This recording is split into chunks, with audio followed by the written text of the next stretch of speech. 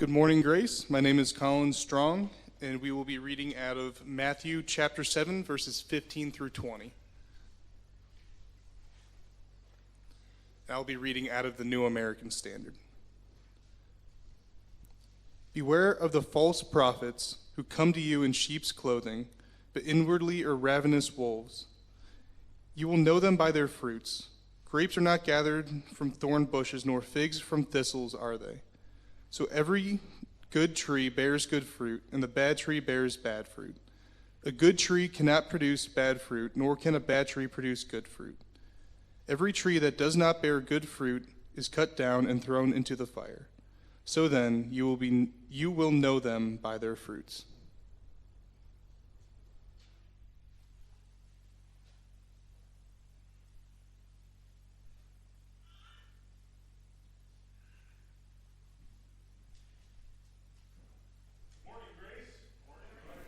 All right, I got my mic on now. Good morning, Grace. Wow, that is loud up here. It's great to be back with you. It's been about a year and a half since I've been here, so thank you for the opportunity to be back, and thank you for your many years of partnership with our ministry, Addison's Walk. You were one of our first churches to partner with us, and we are very thankful for that. So I love every opportunity I have to come and share with you, and I thank you, Pastor Steve, for allowing me the opportunity to continue your series and trusting me with this. I'll try not to mess it up. So if you're visiting, come back next week, because everything will be back to normal, right? When you visit a church for the first time, usually something weird happens, like somebody's going to do a special music, Lord, I lift your name on high, on a rain stick or something. So weird things happen. So just come back next week, and I promise everything will be back normal. Well, if you're not there, I'm going to ask you to turn to Matthew 7 as we are continuing this particular series, which is in context in the Sermon on the Mount in chapter 7. So if you don't know me, if you are new, I'm a missionary to college students in Scranton, Pennsylvania, where I live. And my in with those particular students is that I am an adjunct philosophy professor at a pretty good-sized regional university there. So it's not a club, but because I teach philosophy, I do have an opportunity to talk about some pretty important things. Like the most important philosophic question that can ever be asked is, does God exist? It is a Roman Catholic school, so I feel like I can get away with that. I tell them on the first day that I pastored a Baptist church right there in the inner city, and that scares them. The shock value is worth it alone, because they think, oh no, he's going to beat Jesus into us. So we are halfway through the semester. Last semester, I got to try something that I've been waiting over 30 years to attempt, and I finally did it. Now, if you have ever gone to college of any kind, whether it be a community college, a junior college, state university, private school, what happens on the first day of any class that you take? What happens? What do you look at? What do you do? You can say it out loud. This is not rhetorical. Syllabus. And how many of you are super excited about syllabus day? Really? Oh, wow, okay. Oh, you're outed. Oh, you're my friend too, right? Now, are most students super excited about syllabus day? No, in fact, I'm such a Philistine that I hand out paper syllabi, right? I don't post them anywhere. That also gives me plausible deniability if they're not on the internet. That's a whole other story. So I have them printed, stapled, pass them out. And I watch my students. I've been doing this for years. I've had over 1,000 students come through my classroom. And you know what they do immediately? On the front page, it has the outcomes, and this is what we want you to know. Oh, these are the things that we want you to be able to know and do, and here are the tools, here's the strategy. They don't care. What do? Blah, they flip past that, and they go to the page that tells them what is required of them. That's what they want to know. Just tell me the stupid things I have to do to get through the stupid class. because I teach at a liberal arts school, so they have to take philosophy, they have to take history, they have to take English, and they have to take a lot of it. They actually have to take 2 philosophy classes where I teach, and then they have an opportunity to take more if they want. But I kind of take syllabus day seriously because, excuse me, I had the flu 3 weeks ago and I still have a cough. Mel preemptively gave me a cough drop. It's like pure eucalyptus. It's burning a hole in my gums right now. Thank you, Mel. I didn't know lozenges should come with a warning label, but my goodness. I'm afraid to drink the water because you know how cold that's going to feel? You know what I mean? You want to see me do it now, don't you? So I take syllabus day seriously because it's a contract, right? I'm telling my students what they can expect of me. I'm letting them know reasonably what I expect of them. And by the way, my classes are not that hard. The semester before, or last year sometime, I started actually giving quizzes, weekly pop/probable quizzes on the reading that they do. I have my students read from primary sources, excerpts of whatever philosophy or philosopher we're talking about, so Plato, Aristotle, the Epicureans, the Stoics, whatever, all kinds of stuff. Small excerpts, and it doesn't take long, but they're not easy, and I knew they were trying it first, but I also knew that they would give up by this time of the semester, because I know I'm going to tell them what it means anyway. So they're like, why do I have to do this? Geisman isn't going to follow up. So I had a colleague who said, you should really give them a quiz. You make it open text, and so we do. So on syllabus day, this past fall, I'm explaining all that to them. I said, you will have a weekly quiz, and everything beginning today is fair game. Now, how many of you think most of them took me seriously? None. Well, actually one, and I know this empirically. So we go through the syllabus, and I actually really do enjoy it because it is a philosophy class. I've had one philosophy major ever that was in my class, and he dropped out. He never showed. So most kids are like, well, whatever. Some kids come in and they're like, I hate this, and I love the opportunity to sell it. And I tell them, I want you to want to be here. You have to be here, but I want you to want to be here. So I enjoy that first day. Well, second day, everybody sits down, I take attendance, and I have with me 35 pieces of a half sheet of paper. I handed them out. I said, put your name and the date on the top. They're like, what are we doing? You're taking a quiz. What? Yeah. I told you everything is fair game, and you're going to have a quiz every week. Question number 1, what is the class number and section? Question number 2, according to the syllabus, when are my office hours? Question number 3, spell my name correctly. Last name. Question number 4, tell me at least one outcome that I mentioned and I talked about in detail from the syllabus. And I can't remember what question 5 was. And the looks on their faces, if you think they look shocked when I tell them I'm a Baptist pastor, this was priceless. I actually have it on video. If you want to see it, I will show you. All right? Well, the end. And then I had them exchange papers and grade each other's paper. I had one kid that actually got 4 out of 5 right. By the way, he's leading a Bible study on campus, and I'm discipling him. So this was a providential arrangement by God. So I had him, they're like, oh no, so I had him crumple it up and throw it at me. I had a professor do that in college. I've been waiting to do that for a long time. But there's a couple issues there that speak to what we're thinking about here in chapter 7 of Matthew, because we're warned about false teachers. Well, I'm not a false teacher. I speak the truth, but I also gave them a warning. I told them to watch out, be careful, pay attention. On the first day, they did not take me seriously. So in this passage, if we go back just a couple verses, I want to kind of pick up verse 13. So I assume, Pastor, you preached on this already? Okay, good. So I just want to start here because this is important, right, in context. It says, enter through the narrow gate, for wide is the gate and broad is the road that leads to destruction, and many enter through it, but small is the gate and narrow the road that leads to life, and only a few find it. So Jesus has told us there is a narrow road. There's a specific way.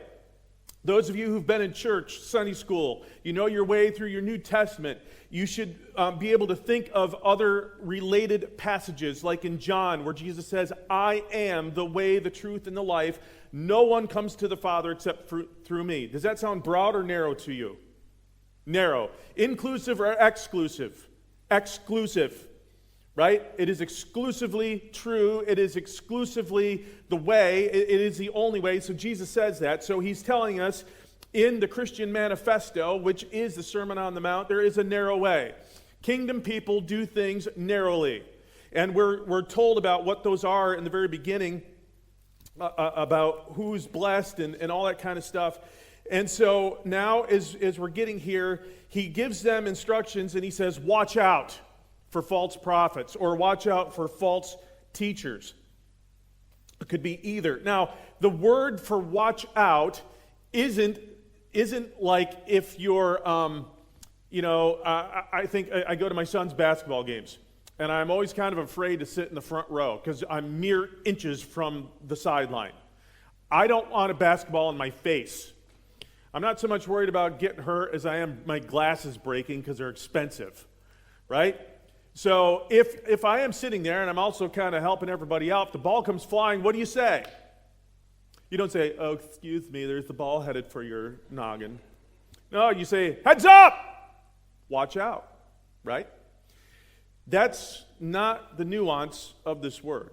This is more actively paying attention. It's the word pros echo. So it has the word pro in it. And whenever you see that in a Greek word, it means a thing which comes before. It means you're looking ahead. It means you're paying attention. Particularly in this word, it has more to do like with the lifeguard that's actually doing a good job and paying attention. Or the people who are on watch on a ship. Think particularly in the age of sail. Well, any age, really, that are supposed to be looking for danger. They don't just stand there with their eyes open. They're actively searching, looking, paying attention. They are aware of danger, and so they can call it out when it happens. Does that make sense? So Jesus is giving instruction right here in the first word in the NIV about the responsibility of people who follow him. Right? So this is an internal conversation. He's talking to people who follow him, and he says, you need to watch out for false teachers. Now, we're going to discuss what some of the false teachers are and what they kind of look like, because he says they come to you in sheep's clothing, but inwardly they are ferocious or ravenous wolves. So Jesus is saying there's this relationship between sheep and wolves that's kind of obvious to everybody. They don't get along. You don't put them in the same backyard. Oh, look, they're getting along so nicely. Does not happen, right? One of them is a snack for the other. And so Jesus recognizes that, and this is really strong language when he's telling them, pay attention. Not just, oh, well, if you happen to see one, mention it. No, he said, head up, eyes up. I want you to be looking at the world with eyes that are taking in information and you know what to do with it. Because there are these false prophets that are going to lead to destruction. Look at the course of language he uses here. The order of words. He says they come to you in sheep's clothing, but really they're wolves. That's destructive. This isn't something where Jesus is saying, oh, be mindful of people you disagree with. No, he's saying you need to watch out for people that are telling you false things. Now, in Jesus' day, who might some of these false prophets be, or false teachers be? Well, surely we could assume some of them are the Pharisees. And by the way, I need you to know I'm a Pharisee sympathizer. Do you know why? Because the Pharisees served a purpose. After Alexander the Great tried to conquer the known world and did a pretty good job, Greek culture got exported into the entire ancient Near East. It's called the Hellenization of the Near East. Hellas is an ancient word for Greece, and Israel was part of that group. There was a group of leaders called the Sadducees that were not complete, but they were pretty liberal in their Judaism. You might see one, snacking on a bacon cheeseburger even right outside the temple, so they're breaking two dietary laws at the same time. And they were really liberal, and so the Mosaic law was basically worthless. Well, the Pharisees came along and said, we got to fix that. We got to get back to the Mosaic law. The problem is, they said, and we're going to add rules and laws to make it even better. Well, that's the problem. But I appreciate the fact that they were trying. So I am a bit of a sympathizer, but I'm also on Jesus' bus here, so don't be worried. So surely some of them, but there are also the false prophets that would come in and they would get people riled up about something like an insurrection. Because, as you are probably well aware, Israel is under the thumb of the Roman Empire during this time, and most Jewish people are looking for the Messiah. In some ways, they're expectant of the Messiah, but they don't expect the Messiah to be Jesus. They think the Messiah is going to kick Rome out and bring Israel back to her glory.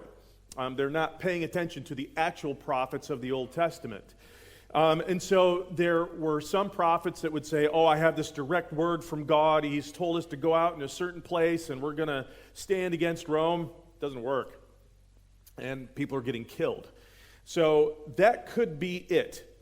Let's keep going, and then I'm going to come back and talk about a couple of the false prophets I think exist. So verse 16, he says, by their fruit you will recognize them. Do people pick grapes from thorn bushes or figs from thistles? Now, I know you can relate to the whole syllabus thing, but when I read that, I'm like, I don't pick grapes. I don't think I ever have. Nor would I know what a fig looks like. I know what a fig Newton looks like.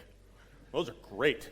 But like a ripe fig, I don't know what it looks like. I don't know what a dry fig looks like, and they're pretty ugly. People who look at those say, "My, that looks delicious." I don't understand that. So he goes on to say, likewise, every good tree bears good fruit, but a bad tree bears bad fruit. A good tree cannot bear bad fruit. A bad tree cannot bear good fruit. Every tree that does not bear good fruit is cut down and thrown into the fire. And then he repeats this basically proverb, thus by their fruit you will recognize them. All right, so sometimes these are some of those verses that are lifted out of context and set down and used for purposes that aren't really their intention. We tend to talk about, we know people by their fruits. Well, that's not untrue.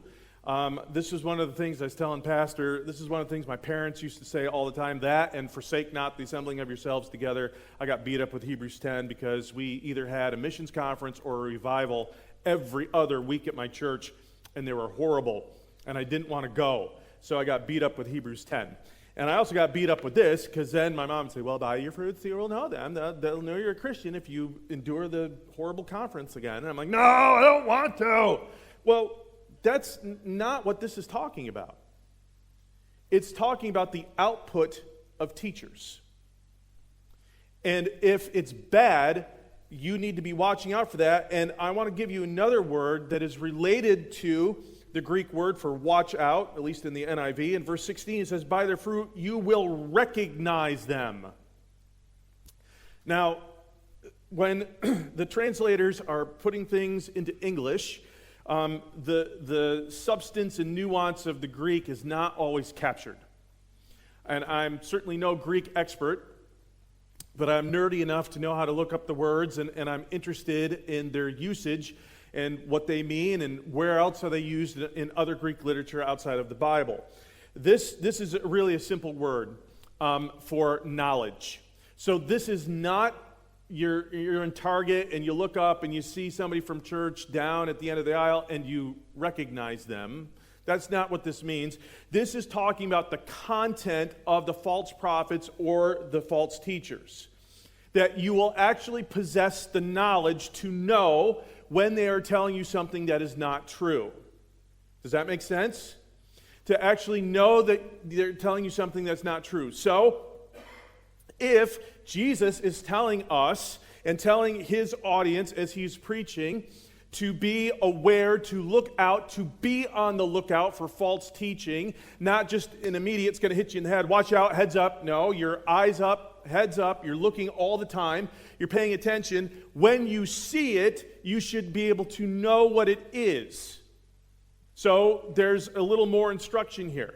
So he says, watch out and also recognize, because you're going to have the knowledge to do it. Now, let's talk about this fruit picking thing that he talks about. So do people pick grapes from thorn bushes or figs from thistles? The commentaries that I consulted, all of them told me the same thing. There was a plant in Israel that was some kind of really nasty thorn bush, and it grew berries that at a distance would look like grapes. So if you go running up to that thing like, ooh, I'm going to pick grapes, and you thrust your hand into the thorn bush, well, you're A, not getting grapes, and B, you're going to get scratched up and it's going to hurt. Similarly, there is a thistle plant that had a flower that at a distance looked like a fig. Now, ask me what that looks like. I don't know. There are no illustrations in any of the commentaries with the pictures, so I still don't know what a fig looks like. Again, I recognize a package of fig Newtons. They're delicious. So I don't know. But you're not gonna eat the flower of a thistle, some kind of thistle plant. That's not going to help you. So you know those things, you recognize them, and if you're paying attention, you're not going to pick either, right? So this is consistent with what he's saying right in the beginning. Likewise, every good tree bears good fruit. So, true teachers tell you true things. Bad trees bear bad fruit. Bad teachers tell you false things. A good tree cannot bear bad fruit. That's fascinating to me. So, we're not just talking about trees, right? He's using this as an illustration of teachers. I want you to stop and think about the radical thing that Jesus is saying right now. A good teacher or prophet, if God should choose to speak through a prophet, which I would be very skeptical of in this age, because we have the completed scripture. That's a conversation we can have later. But certainly teachers. But he's saying that if they're good, they cannot bear bad fruit. That is unsettling for me, because I know those of us who speak on a regular basis and teach, we all know when we lay an egg. Well, at least you should know, right? Now, I gave up trying to hit home runs every time I stand behind a pulpit or a lectern or a podium. I give up. I don't try to hit home runs. I'm just trying to get on base. I'm just trying to get on base, and if you get on base regularly, you will score, right? I have struck out before. So lay an egg, strike out, whatever analogy you want to use. Does that mean I'm bearing bad fruit? No, not necessarily. It just means that I had an off day, I didn't communicate well, I was distracted, some things going on. Doesn't mean I'm bearing bad fruit. But again, I come to verses like that and say, wow, that's really interesting. Or a bad tree cannot bear good fruit. So the complete opposite. So if there is indeed a false teacher, they cannot have good fruit. There's nothing coming from them that is good. So we could stop and consider for a second, well, what about teachers, people we learn from who are not, say, Christians? Do they have the capacity to speak true things? Yes, they do. Do they have the capacity to say horrible things? Yes. But because all truth is God's truth, yes, they can speak true things, but you need to watch out and pay attention. I think about how so many younger men are attracted to the teachings of people like Jordan Peterson. Okay, well, he has a lot of good things to say. Pay attention. I would not base my Bible study habits on Jordan Peterson, particularly recently. But he does have a lot of good things to say. I wouldn't call him a false teacher at all. Now, I know some people do, and if you disagree with me, that's okay. I will accept that. Verse 19, every tree that does not bear good fruit is cut down and thrown into the fire. So if verse 18 kind of blows my mind, verse 19 scares me. What is a bad tree good for, according to verse 19? What is a bad tree good for? Firewood. Wow. So there's no discussion about, well, we need diverse ideas and everybody gets a seat at the table because all ideas are equal and valid. No, Jesus says there's a narrow way. And the narrow way is taught by people who are narrow and they speak true things, because if you do not, you're a false teacher and you're a bad tree and you bear bad fruit, you're firewood. Wow. Thus, by their fruits, you will recognize them. Okay. Let me give you what I consider a couple ideas for false teachers that we need to look out for. So this is coming from the ancient world. I have, I have some biblical corollaries to think through with this stuff. But before I do that, let me ask you a question. Is Jesus the only person who talks about, who warns his readers, or listeners in this case, warns his readers about paying attention to what other people are telling you or teaching? Is Jesus the only one? No. Paul, John, in particular.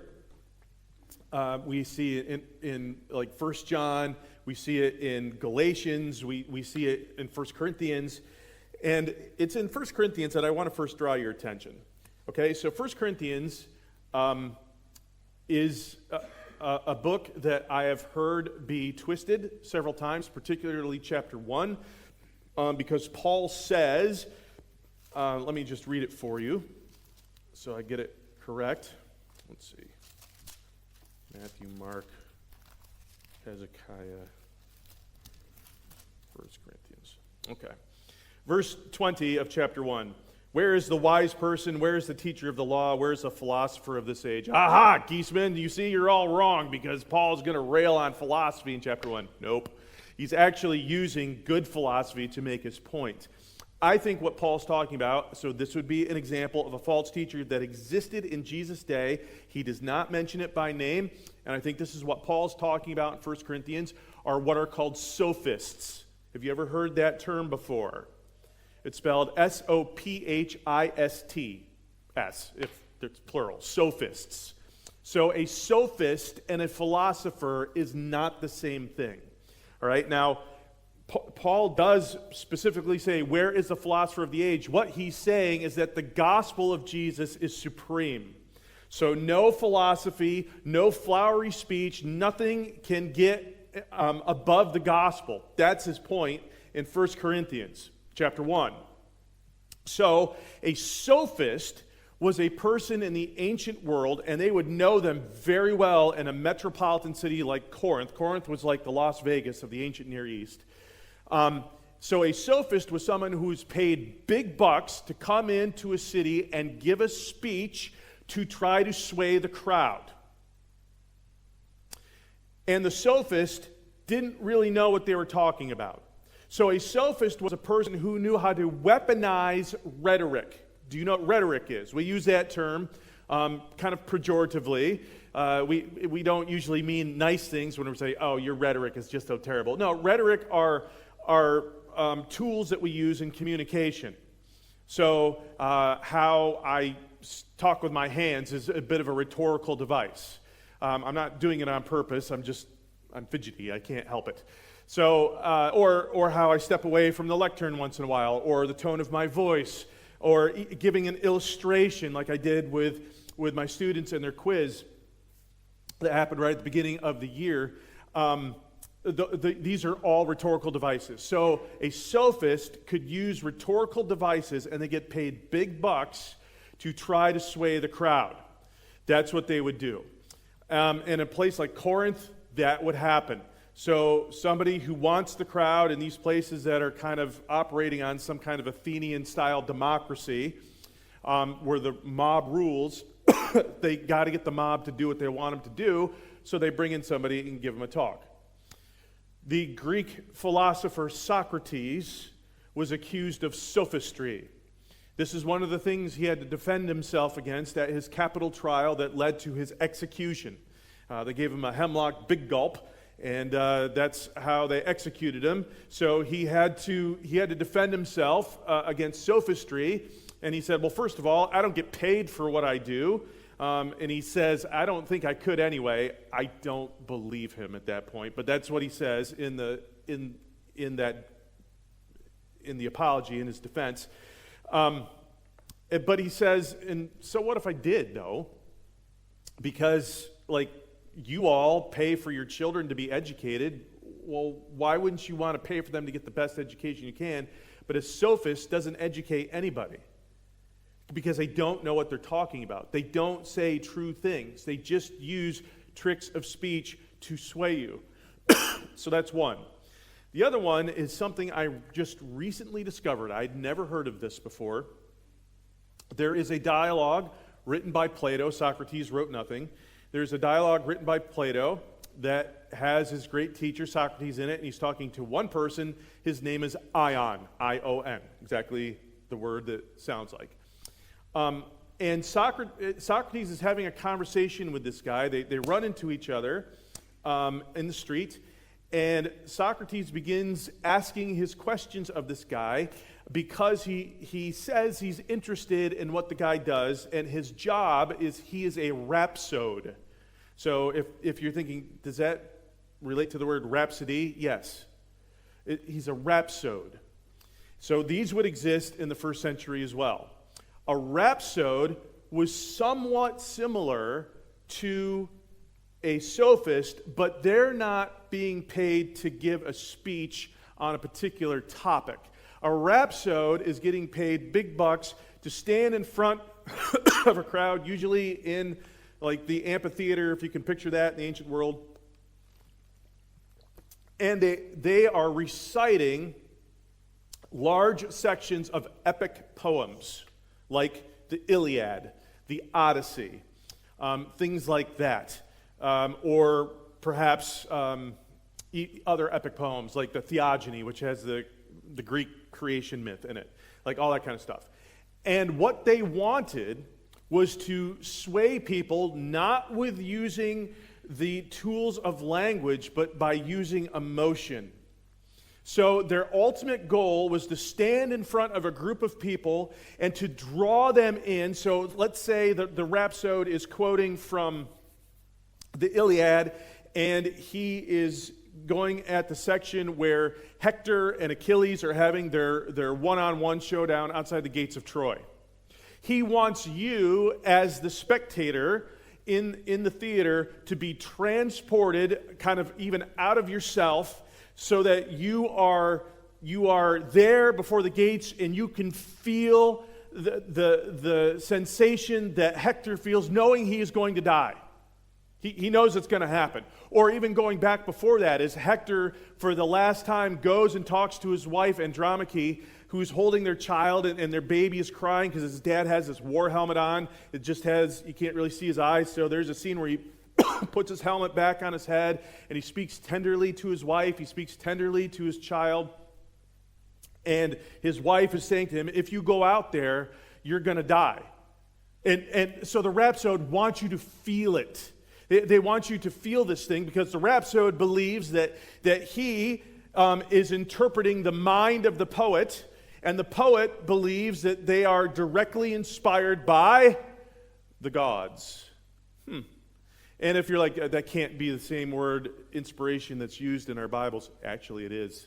It's the same Greek word, except for the Greeks have absolutely no explanation of where that idea comes from, and nobody can verify what they're talking about. That's the difference. And that's one of the beautiful things about the Judeo-Christian worldview that you do not find in places like Greece. So, they would try to sway the crowd using emotion. And in this conversation, Socrates is like, well, Homer in Iliad talks about all kinds of stuff. He talks about the disposition of gods and men. He talks about chariot racing. He talks about medicine, the human body. He even talks about what a good general looks like. So you recite all this stuff. You're the expert. Ion, do you know anything about that stuff? He's like, well, yeah, because it's in the poem. And Socrates is like, well, what about this, this, and this? And he asks some questions about those topics. He knows nothing. He said, so if you can recite stuff about being a general, how come the Athenians have not offered you a position as a general in their army? And Ion actually has to come to the place where he admits, I don't know anything. But I'm really super excited, and I'm very anxious to share, because from the depths of my heart, I really believe it. And if I feel like I can emote enough, I can get people to follow what I'm saying. Does that sound like anything you know about in the 21st century? It should, because it's everywhere. I recently watched the classic 1991 movie with my kids, Awakenings. That is a classic. Robin Williams is brilliant in that movie, and Robert De Niro is brilliant in that movie. He was nominated for an Oscar. He should have won. It is some of the most brilliant acting I've ever seen. Now, I'm not a fan of Robert De Niro, but I'm giving credit where credit is due. So if I'm trying to think of a modern-day rhapsode, well, it's Robert De Niro. We're going to trot him out. He's going to give a speech, and we're supposed to be like, oh, well, the actor told us what he thinks. Ooh. By virtue of being an actor, so what? Now, could he possibly know what he's talking about? Yes, but not by virtue of being an actor. So what? I should probably admit to you, I am a recovering rhapsode. I'm a recovering rhapsode. Yes, I use humor. Yes, I know how to sway a crowd. I did it for years. When I worked for what was formerly Baptist Bible College, I started working for them in the late 90s, and I became the guy who's being asked to speak at youth events all over the place. I knew exactly what to do on a Friday night at camp. I knew exactly what to do. And sometimes I would even have the mood set by having somebody play music in the background as I'm coming to the apex of whatever it was I was talking about. Now, I don't have any apology for what I preached on. I said true things, but I played with the emotions of campers.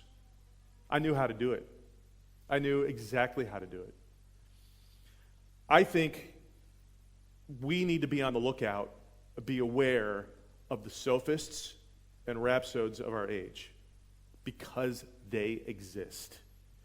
When in our modern use of communication, nobody has to send a $5 check in an envelope and wait for the cassettes to come in the mail to listen to your favorite preacher on the West Coast, right?